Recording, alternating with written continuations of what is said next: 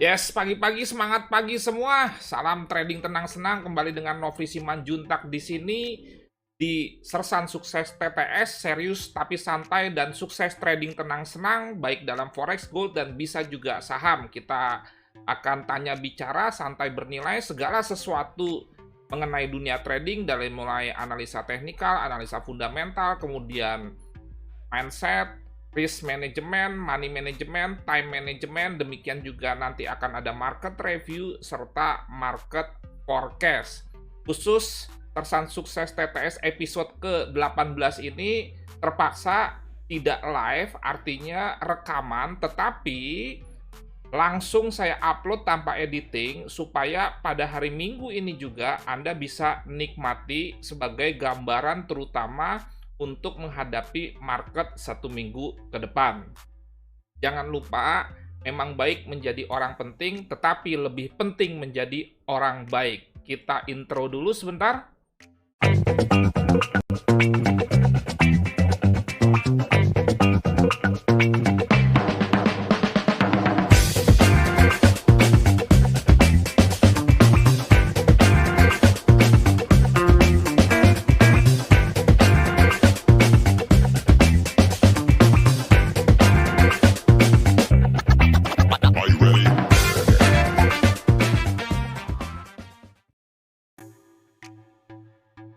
Oh ya, sebagai tambahan informasi, untuk Anda yang ingin mengikuti coaching trading tenang senang yang disupport seumur hidup, tapi memang berbayar, masih ada satu seat lagi dan baru mulai hari Sabtu malam kemarin dalam bentuk introduction atau perkenalan saja.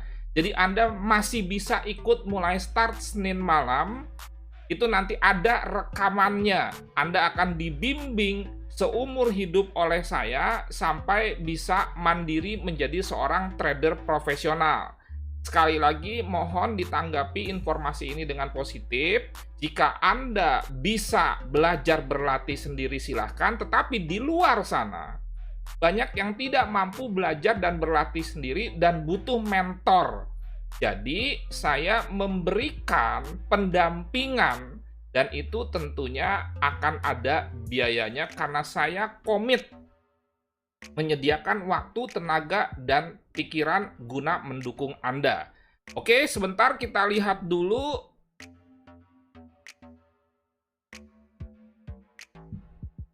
Pergerakan market di minggu lalu itu dominan terjadi karena Pilpres Amerika ya, di mana Biden dan Trump bersaing dan baru ada keputusannya itu hari Minggu atau hari ini. Sampai dengan hari Jumat dan Sabtu itu belum ada. Sekali lagi, market dominan karena pergerakan market dominan karena Pilpres Amerika tersebut. Walaupun di minggu lalu itu ada misalkan pengumuman suku bunga Aussie ya. Secara teori memang suku bunga menurun akan membuat mata uang melemah. Tapi kenapa suku bunga Australia menurun? Justru dia menguat. Saya melihat ada dua penyebabnya. Pertama, informasi mengenai penurunan suku bunga ini sudah didengang-dengungkan 2-3 minggu yang lalu, bahkan 1 bulan yang lalu. Itu pertama. Dan kedua, penurunan suku bunga ini diikuti oleh statement bahwa Australia tidak akan menerapkan suku bunga minus. Itu dimaknai oleh market sebagai sebuah statement yang optimis. Sehingga bukannya melemah, tetapi justru mata uang dolar Aussie menjadi menguat. Itulah bukti bahwa trading itu bukan ilmu pasti. Tetapi tetap, walaupun bukan ilmu pasti, ada teori-teori yang menyertainya. Dan teori itu belum tentu 100% benar. Kadang tergantung persepsi market juga, dan persepsi market itu juga masuk akal. Kenapa? Karena sebetulnya keadaan ekonomi Australia pun tidak jelek. Nah, itu kira-kira penyebabnya. Mungkin Anda bertanya kenapa suku bunga turun tetapi dolar Aussie menguat. Selanjutnya, setelah Pilpres Amerika tanggal 3, itu tidak terlalu ada lagi news-news yang menggerakkan market. Baru masuk ke Inggris ya, ini juga tidak ada perubahan suku bunga dan GBP sempat menguat karena tidak ada penurunan. Jadi market optimis awalnya. Selanjutnya di hari Jumat terjadi pengumuman 3 data ketenagakerjaan dan hasilnya adalah mix. 2 bagus, yaitu tingkat pengangguran yang tadinya 7,9 turun 1% cukup besar juga menjadi 6,9. Demikian juga dengan NFP-nya di atas ekspektasi walaupun tetap di bawah data sebelumnya. Yang jadi minusnya adalah upah buruh per jam yang tidak atau di bawah ekspektasi. Ekspektasinya 0,2%, tapi hasilnya 0,1. Tapi sebetulnya 3 data ini bagus. Kenapa? Karena hasil 0,1% ini walaupun di bawah 0,2 sebagai sebuah prediksi atau forecast, tetap di atas data sebelumnya nih yang 0,0%. Jadi sebetulnya 3 data ini bagus. Itulah yang menyebabkan dolar sempat menguat, tetapi kenaikan dolar terbatas. Kenapa lagi kenaikan dolar terbatas padahal 3 datanya bagus? Karena pengaruh Pilpres. Karena pengaruh peluang Biden yang sangat besar untuk menang. Kita sudah tahu sama tahu, kalau Biden menang, maka pasar memperkirakan akan terjadi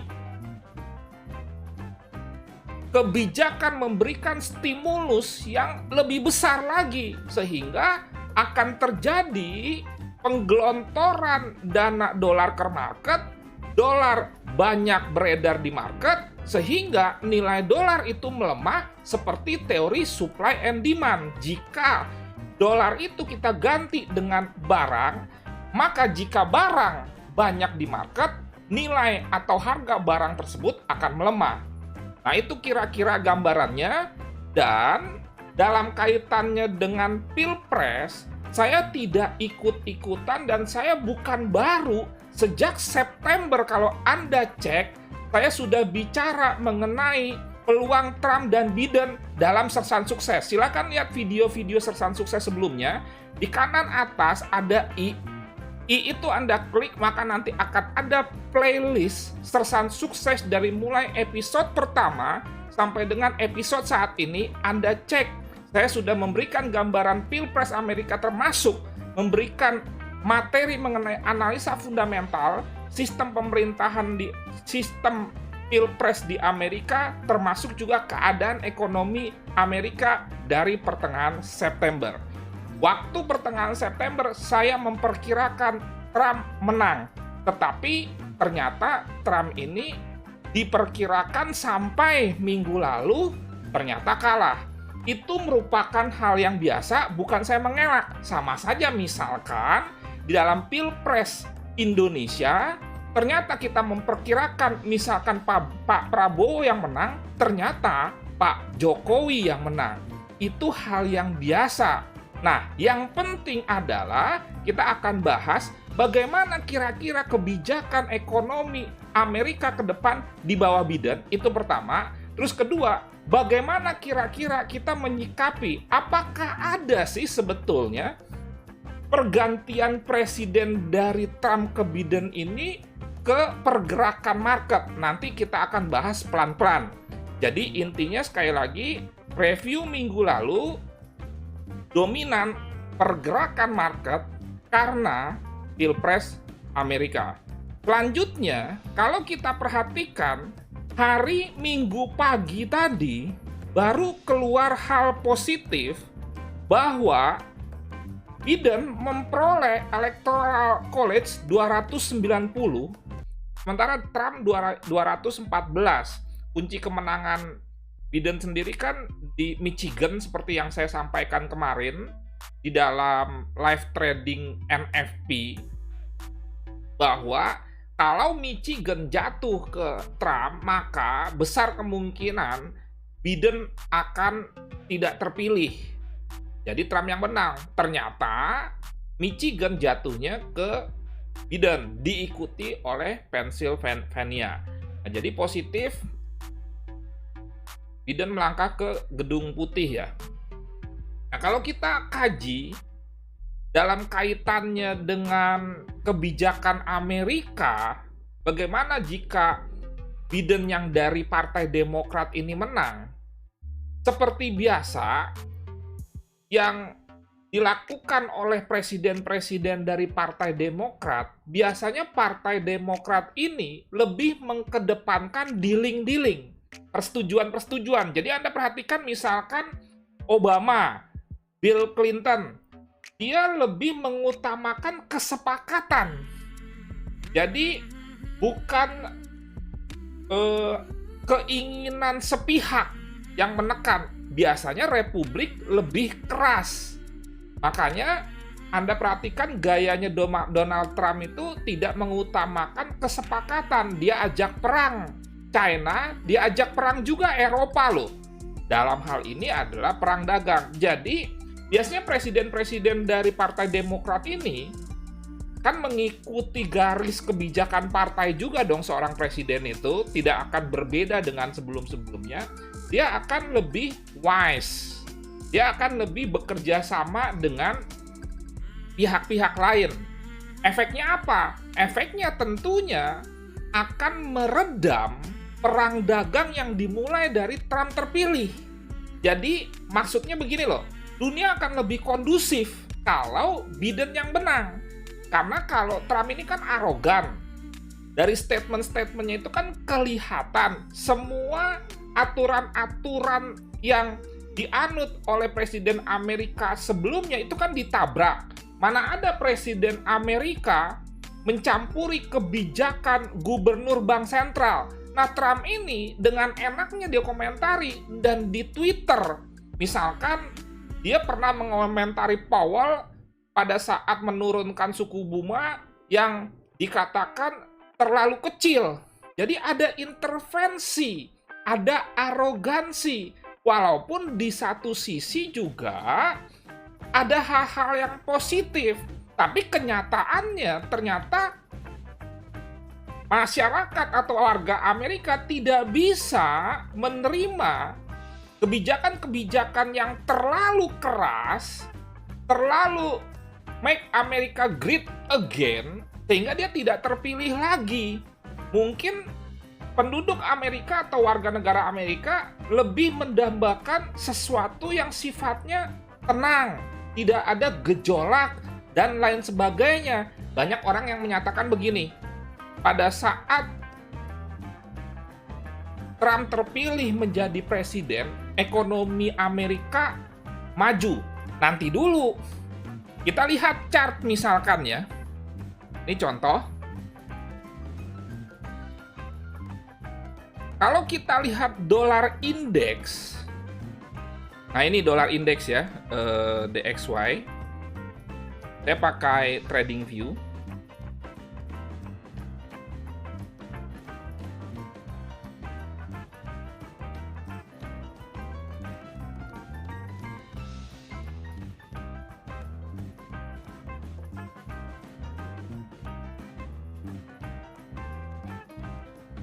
Nah, kalau kita lihat dolar indeks monthly, kita lihat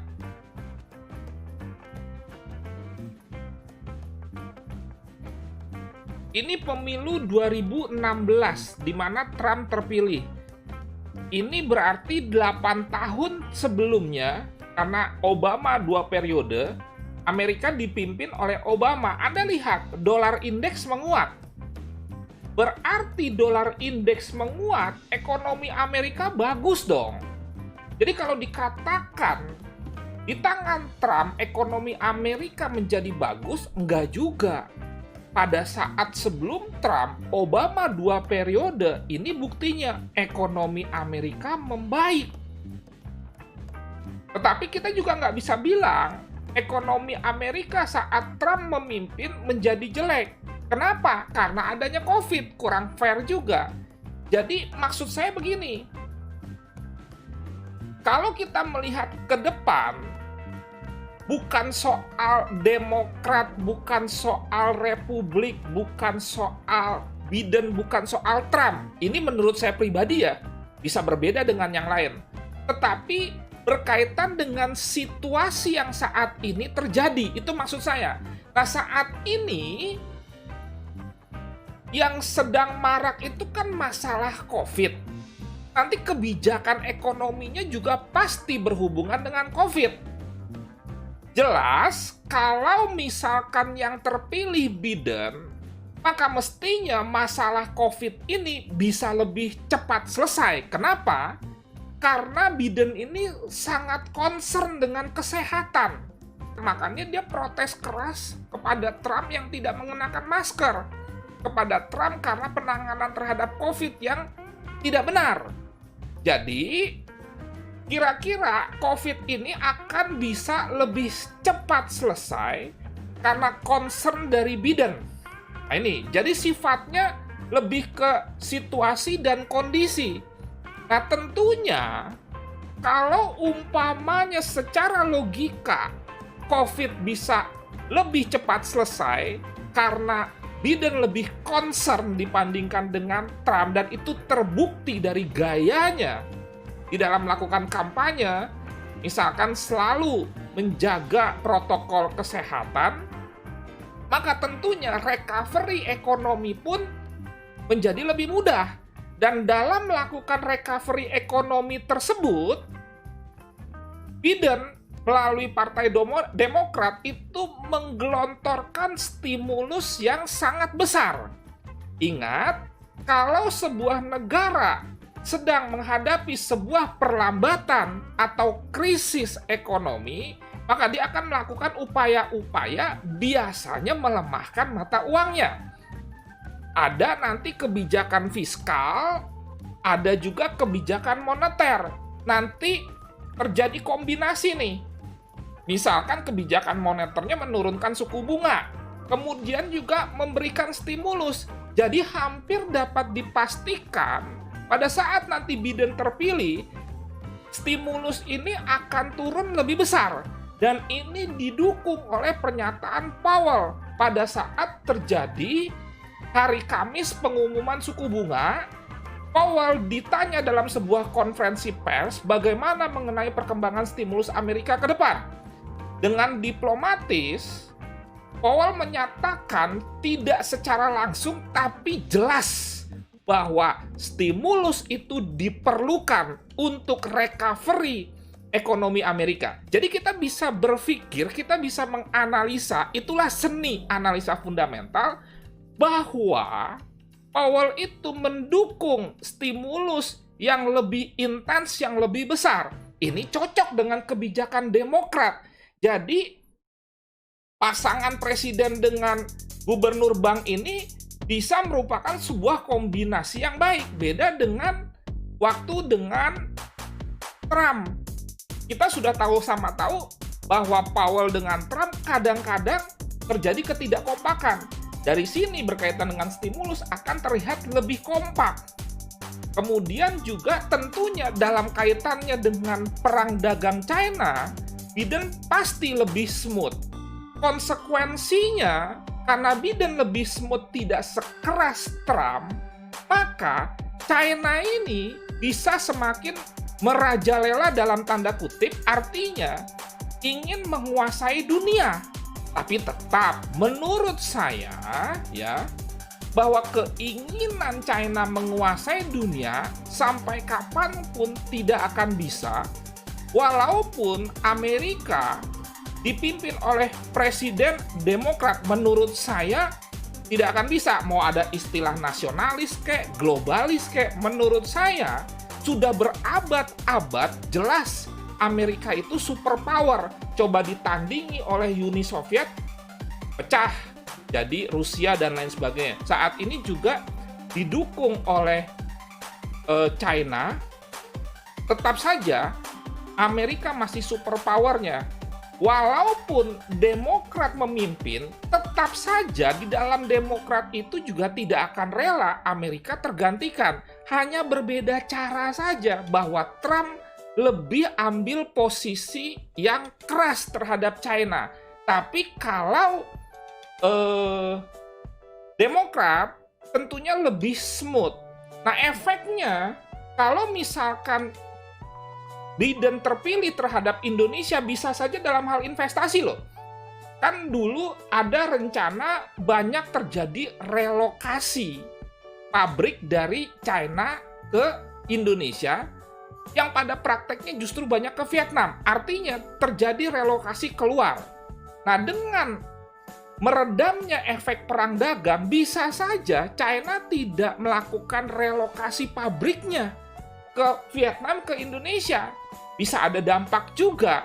Tapi sebetulnya semua itu hanya untuk pengetahuan buat kita, karena berkaitan dengan dunia trading, kita kembali saja ke chart. Kira-kira nih, bagaimana dengan dolar indeks?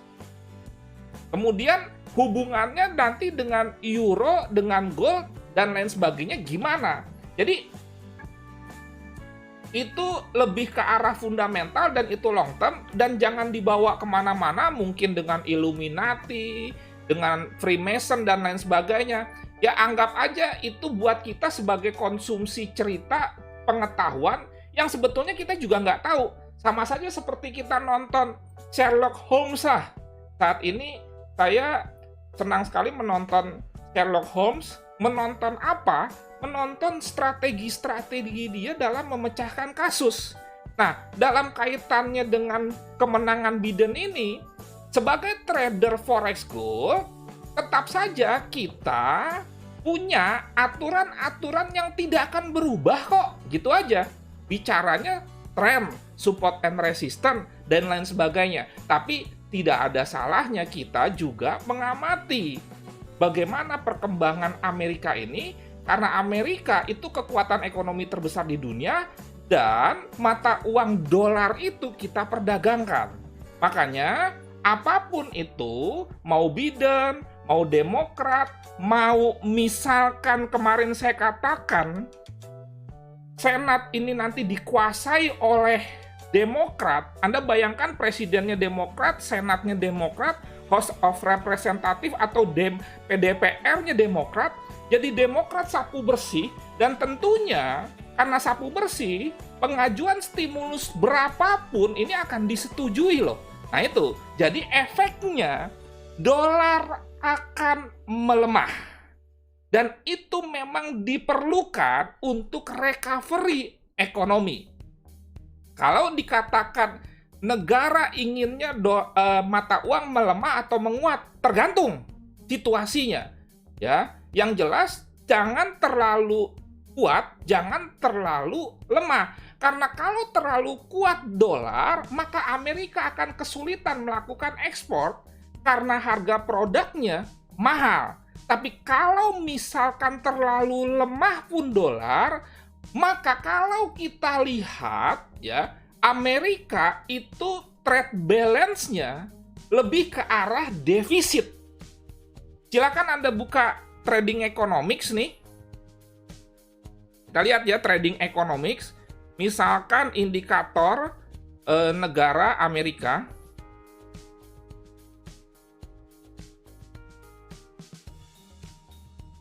Trade balance Amerika itu banyakkan importnya daripada ekspornya. Artinya defisit. Sehingga kalau secara logika karena banyakkan import, dia inginnya mata uangnya kuat dong. Kan logikanya begitu. Sehingga dia mengimpor barang menjadi lebih murah. Kita cek ya. Nah ini Amerika, United States.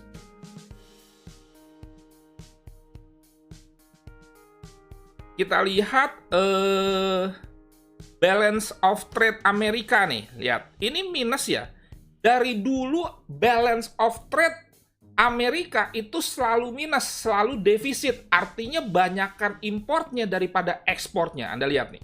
Bukan karena COVID loh. Kalau Anda lihat nih data 5 tahun, Nah, ini minus di bawah nol terus, berarti banyakkan import daripada ekspor. Kalau menurut teori ekonomi, negara yang banyak importnya, harusnya mata uangnya menguat supaya importnya menjadi murah. Tapi kembali lagi, bahwa mata uang sebuah negara itu harus ada keseimbangan, jangan terlalu mahal, jangan terlalu murah. Yang jelas, Amerika dolarnya itu pernah menguat sampai, kalau Anda perhatikan, nah ini pernah sampai 120 loh. Nah, ini sudah terlalu tinggi. Ini tahun 2002, akhirnya dia turun. Tetapi pada batas-batas tertentu sudah sangat murah, akhirnya naik juga. Jadi ini bukti bahwa mata uang tidak bisa terlalu menguat, mata uang tidak bisa terlalu melemah. Itulah peran bank sentral juga untuk menstabilkan mata uangnya. Nah, sekarang kalau kita kembali ke chart, dengan melihat potensi kemenangan Biden, potensi kemenangan Demokrat di House of Representatives atau DPR, kemudian juga masih ada potensi lagi dia menang di Senat atau DPD, sehingga gabungan DPD dengan Senat menjadi Kongres. Dan kalau Kongres itu nanti dikuasai oleh oleh Demokrat, ya tentunya segala kebijakan yang dilakukan oleh Biden akan didukung. Beda dengan kemarin, antara Trump dengan Senat. Ada pertentangan terus, karena Senat kalau tidak salah yang menguasai lebih ke arah Demokrat. Ini semua disapu bersih oleh Demokrat. Nah sekarang kita lihat, kalau melihat tadi yang saya katakan berkaitan dengan Pilpres, kemudian Senat, DPR, masih ada potensi penurunan pada dolar, kira-kira ke sini dong, menjadi double bottom. Setelah sebelumnya Anda perhatikan dia membentuk double top. Jadi, secara fundamental, secara teknikal, dolar ini matching untuk melemah. Dan potensi melemahnya itu masih ada. Kita lihat aja Senin nanti, kalau diumumkan secara resmi bahwa pada akhirnya Biden menang, pada akhirnya Senat dikuasai Demokrat. Tapi jangan lupa, ada aksi profit taking. Jadi kalau misalkan berkaitan dengan gold, dolar sudah melemah, gold akhirnya naik, ada potensi profit taking, akhirnya dolarnya menguat kembali, goldnya melemah, tapi ingat juga itu masih dalam bentuk potensi. Itu kira-kira gambarannya ya. Nah, biasanya kalau kita berkaitan dengan news, setelah NFP, 1 minggu ke depan, tidak terlalu ada news-news yang mempengaruhi market, menggerakkan market dengan kencang. Kita cek dulu. 1 minggu ke depan kira-kira ada apa saja. Seingat saya, yang penting itu atau yang menggerakkan market itu hanya New Zealand ya, pengumuman suku bunga. Nah ini nih, ini penting nih. Nah ini gubernur banknya Inggris bicara, ini kita lihat dulu forumnya, forum apa.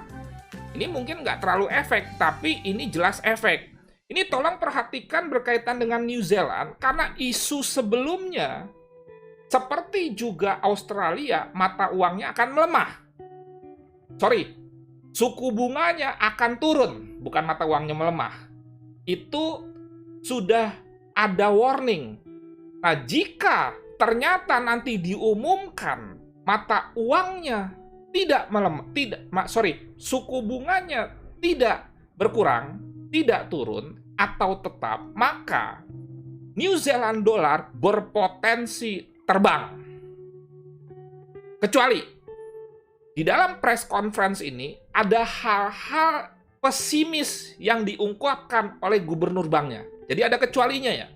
Tapi kalau statement, kalau press conference ini berjalan biasa-biasa saja, kemudian suku bunga tidak turun seperti yang pernah didengang-dengungkan 2-4 minggu sebelumnya, maka New Zealand dollar berpotensi akan terbang.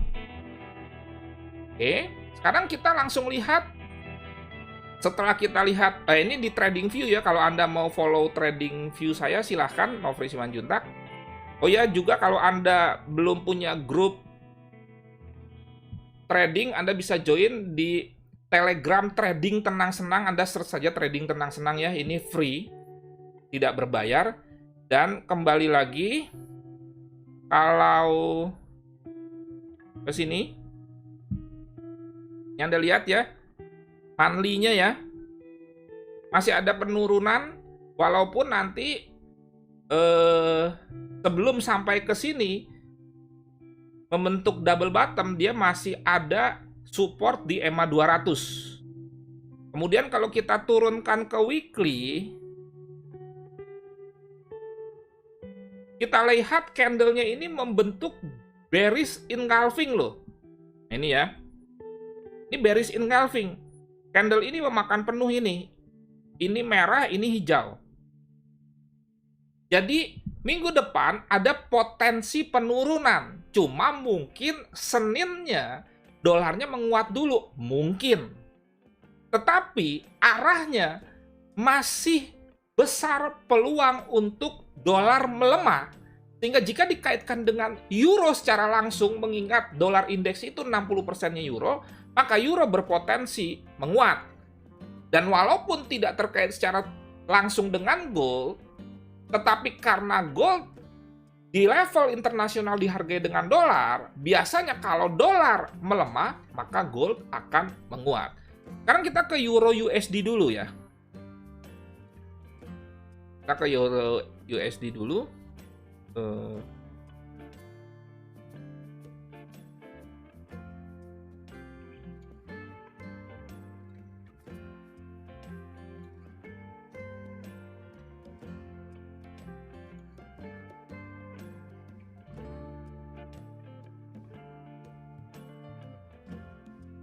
Nah ini, kalau kita lihat weekly yang baru closing, ini membentuk candle bullish engulfing masih termasuk. Cuma bullish engulfing-nya itu tidak terlalu penuh.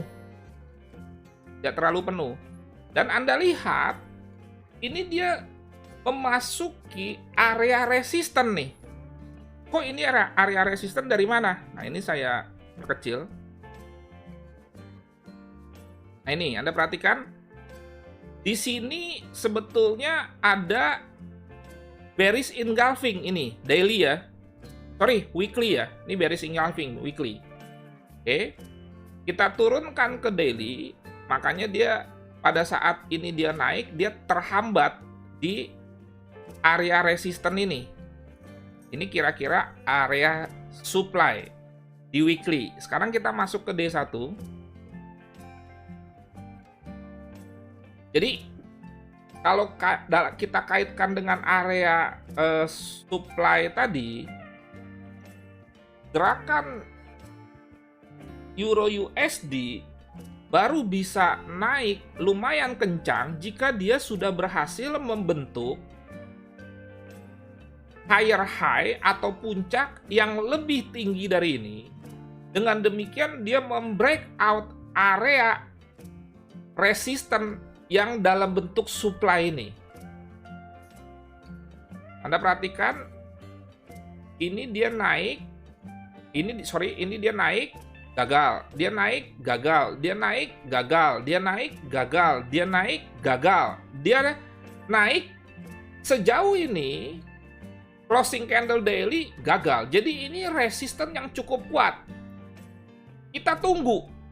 Kalau kita alirannya follow the trend atau trend follower, maka kalau kita buy, jangan sekarang. Ini namanya buy di pucuk, bukan buy di lembah. Buy on low, buy on dip. Jadi tunggu dia koreksi dulu. Kalaupun Anda mau nge-buy karena misalkan dia naik, tunggu dia breakout membentuk new high atau higher high yang baru yang di atas ini. Misalkan dia naik ke sini, baru turun, Anda di sini buy. Jadi saya kasih contoh ya, biar jelas. Jadi jangan buy di pucuk, intinya seperti itu. Kenapa? Karena memang masih ada potensi kenaikan, tapi ini sudah cukup kencang naiknya dan rawan koreksi. Walaupun karena Biden baru baru lebih pasti menang hari Minggu ini, berpotensi hari Senin dolar indeks akan melemah. Jadi kalau misalkan dia naik, gitu, biarkan saja dulu, gitu ya. Misalkan dia naik ke sini, tunggu dia turun ke sini, dan jika dia gagal membreakout ini kembali ke bawah, baru kita buy. Jangan lupa ya, pergerakan market itu bukan garis lurus. Pasti ada koreksi. Oke? Nah, jadi kalau misalkan sini nih, kita nggak jadi nge-buy, kita tunggu, kita cari supportnya. Nah, sekarang skenario keduanya, jika ternyata dia turun, ini jika ternyata dia naik, tunggu sampai breakout ini, kemudian setelah positif dia breakout, tunggu dia koreksi turun, baru kita buy di area ini jika tidak berhasil di breakout ke bawah. Jelas ya? Jangan takut nggak dapat harga. Karena sudah jelas ini ada koreksi, ini ada koreksi.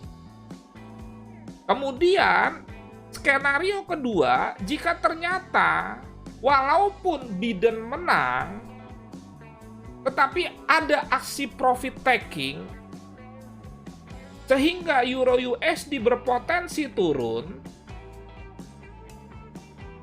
dan turunnya itu masih dalam kerangka koreksi, kita tunggu ke sini, oke?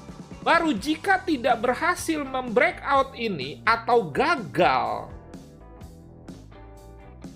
triple bottom, baru kita buy. Triple bottomnya di mana?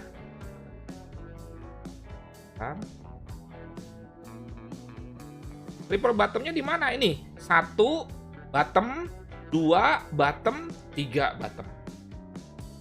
Bisa diterima ya? Jadi sabar menunggu breakout ini ke atas kalian.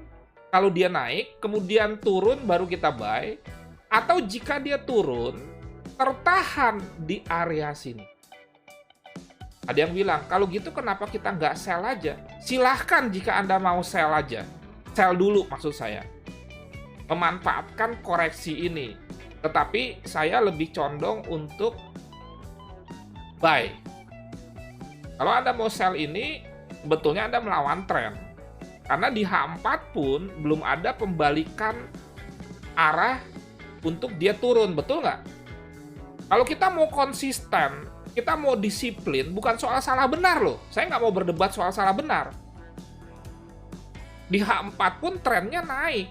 Itu aja. Tapi kalau Anda ingin sell, ya silahkan aja. Itu Euro USD, kemudian kita masuk langsung gold saja.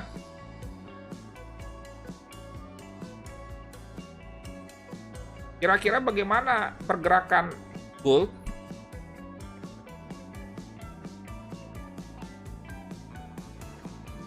Nanti habis gold GBP USD dan terakhir NZD USD. Kenapa NZD USD? Karena ada pengumuman suku bunga.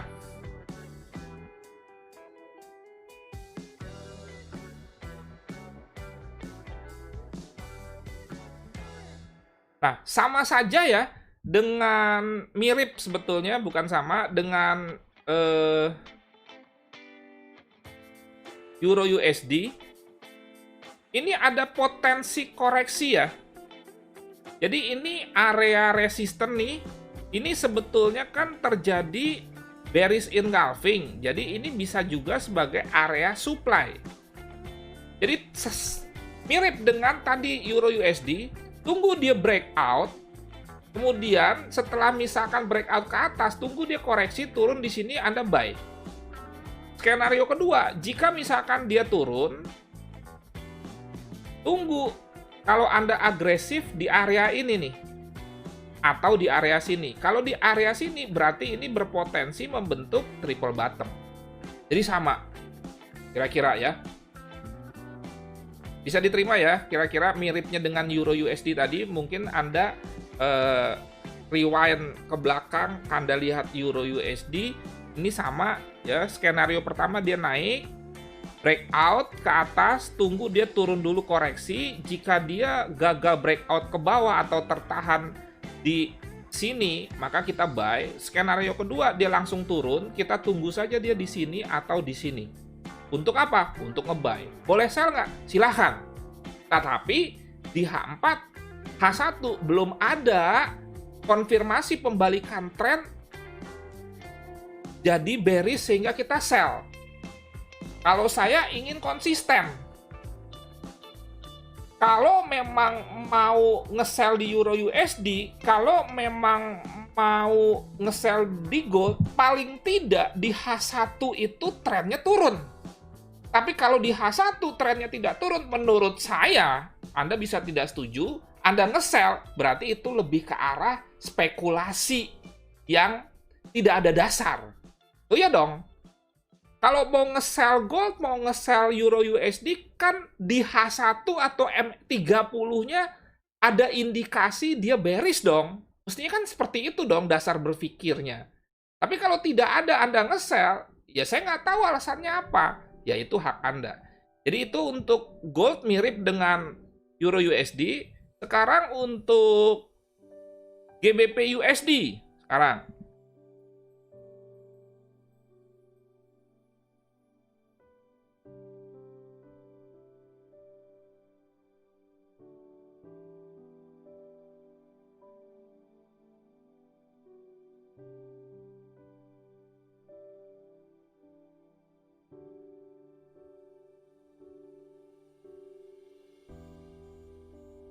Nah ini kalau kita lihat weekly-nya ya.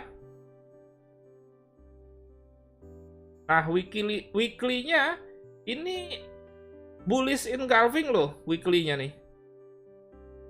Jadi dia berpotensi minggu mulai dari Senin mendatang akan naik. Masih ada potensi naik walaupun di weekly-nya tertahan EMA 200. Berarti mungkin masih ada koreksi dulu. Kalau kita D1, ini kan double top nih ya. Ini double top. Mungkin dia koreksi ke sini. Koreksi ke sini. Kalau dia tertahan, berarti Anda boleh buy mengikuti tren di D1. Jadi ini ada potensi dia turun dulu.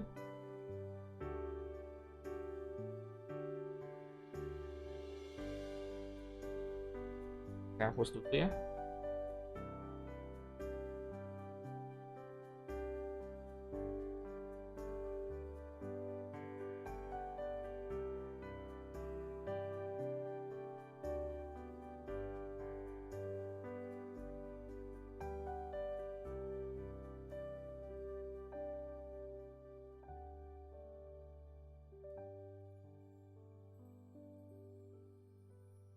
Oke.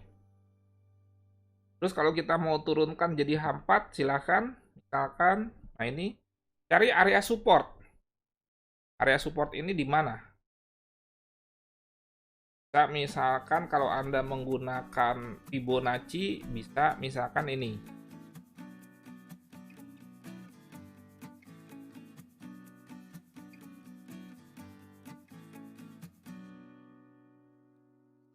Salah. Fibonacci retracement ya. Keempatnya. Nah. Jadi ini kira-kira di 50% nih. Anda boleh buy dengan asumsi tidak breakout ini ya, tidak breakout ke bawah. Kalau breakout ke bawah jangan buy. Itu kira-kira skenarionya. Kemudian juga kita masuk ke, jadi kira-kira naik ke situ ya. Yang penting arahnya ini naik. Dan kita masuk NZD USD.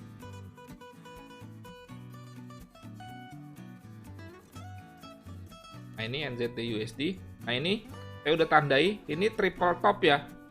Jadi kemungkinan ada potensi NZD USD turun dulu. Tapi ingat ya, trennya dia bullish. Trennya bullish. Kalau Anda perhatikan di sini nih, sebetulnya ada potensi head and shoulder. Ini bahu kiri, ini bahu kanan, head and shoulder. Tapi ini tidak terkonfirmasi karena dia tidak breakout neckline-nya ke bawah. Jadi makanya dia naik lagi. Tidak terkonfirmasi breakout neckline ke bawah.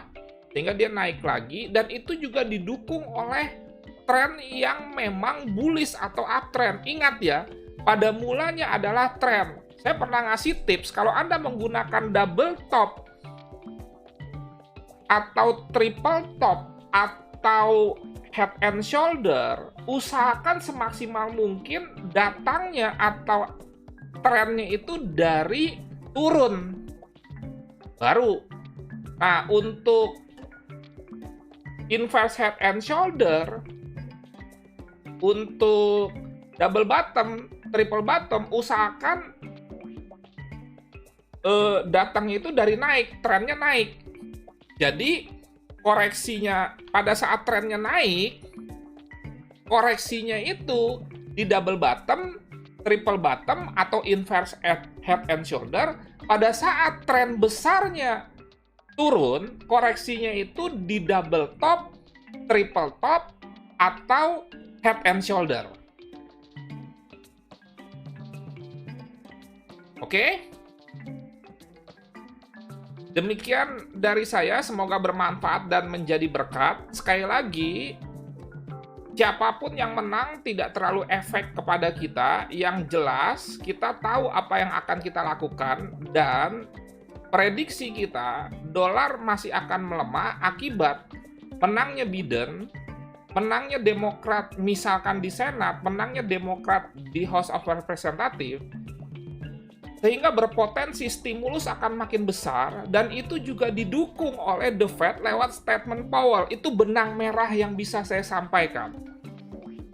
Sekian, terima kasih. Jadilah orang hebat, orang yang bermanfaat, dan menjadi berkat buat banyak orang. Mohon maaf jika ada kata-kata yang tidak berkenan. Salam trading tenang senang, trading yang aman, nyaman, dan profit sampai tujuan. Nofri Simanjuntak, sampai jumpa di Belajar Trading 15 menit hari Selasa, hari Rabu, kemudian juga di Zoom Pak FBS tiap Kamis genap. Terima kasih.